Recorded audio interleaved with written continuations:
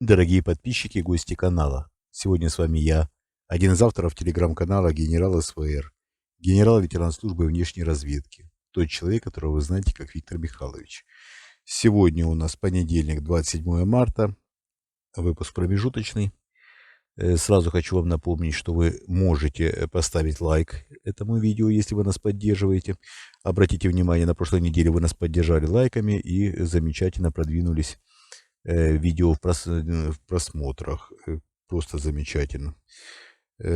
Также вы можете написать комментарий из 5 слов, что, несомненно, также поддержит наш канал.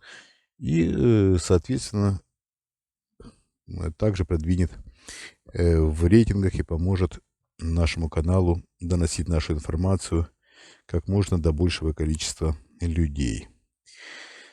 Так, теперь начнем. Начнем с такой новости. Путин засобирался в Турцию. Официально Кремль не подтверждает этот визит, но визит обговаривается, извините, визит обговаривается спешным образом. Путин торопится. Путин торопится посетить Турцию. Путин считает, что визит в Турцию принесет ему некие договоренности. В целом Путин пользуется тем, что у Эрдогана скоро выборы. Эрдоган собирается переизбраться. Совсем недавно еще были определенные опросы, которые свидетельствовали о том, что Эрдоган не проходит, то есть не переизбирается, извините.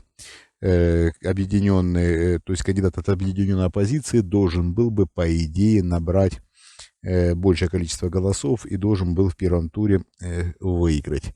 Но ситуация изменилась. Оппозиция объединенная выбрала не того кандидата, и, соответственно, рейтинги и возможности у Эрдогана резко повысились.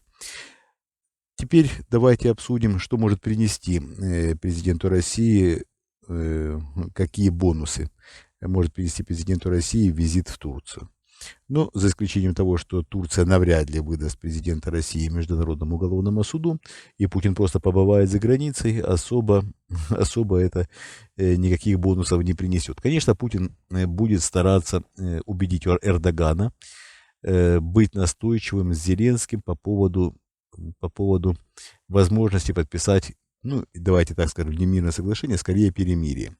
Путин боится предстоящего наступления украинских войск на фронте, боится, что посыпется фронт, несмотря на то, что военные рапортуют о том, что фронт стабилен, оборона крепка и танки наши быстры, но ничего подобного на деле, скорее всего, нет.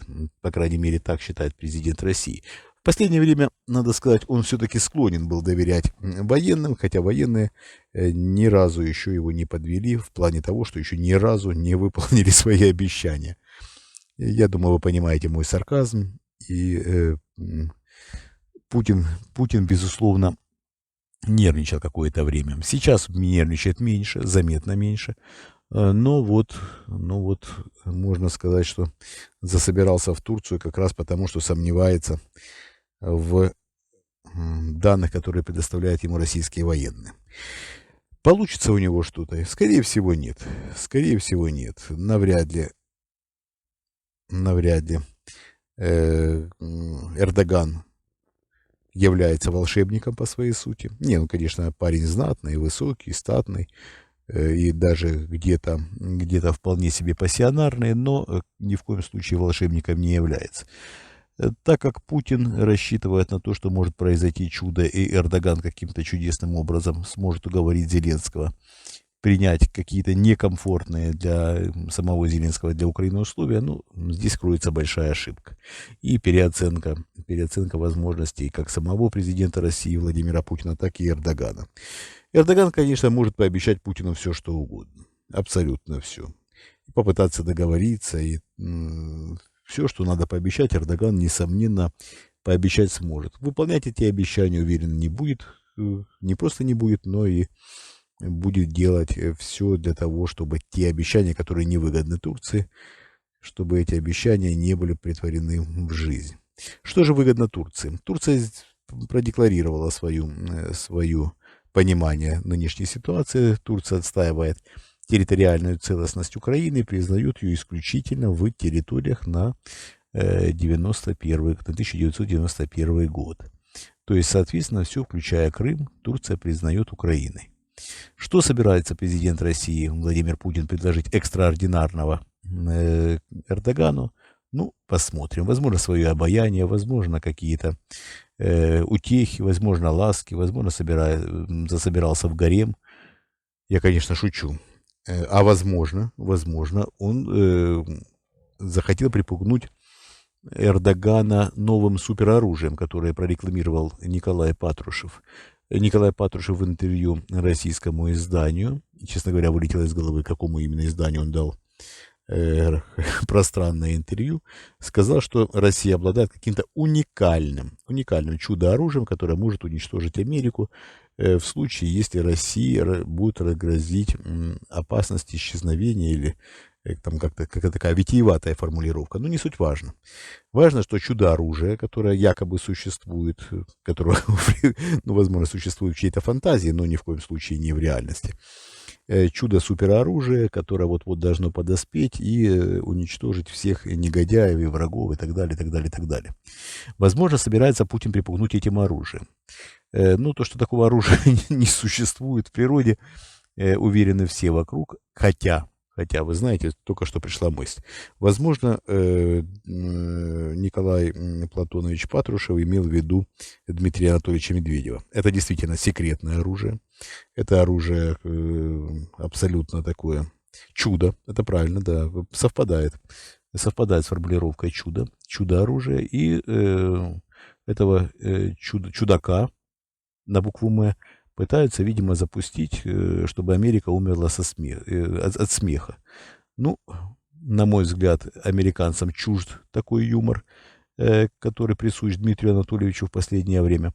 Возможно, имеется в виду те видеозаписи, которые есть у президента, которые содержат всякие издевательства над Дмитрием Анатольевичем со стороны сотрудников ФСО, о которых мы неоднократно рассказывали.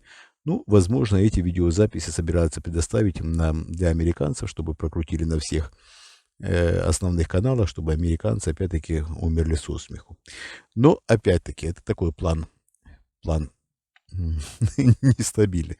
Вы уж извините меня сегодня за юмор, приближается 1 апреля, и, глядя на нынешнюю обстановку в российском политикуме, трудно удержаться от сарказма и от шутки. Честно говоря, подобный бред нести со стороны Николая Патрушева надо было, конечно, подвоздержаться. Какое еще супероружие? Где оно? Кто его изобретал? Что оно из себя представляет? Просто пугатель, как говорится на блатном жаргоне, брать на понт? Ну, это, конечно, можно. Поверят? Навряд ли. Так, что у нас еще сегодня замечательного произошло?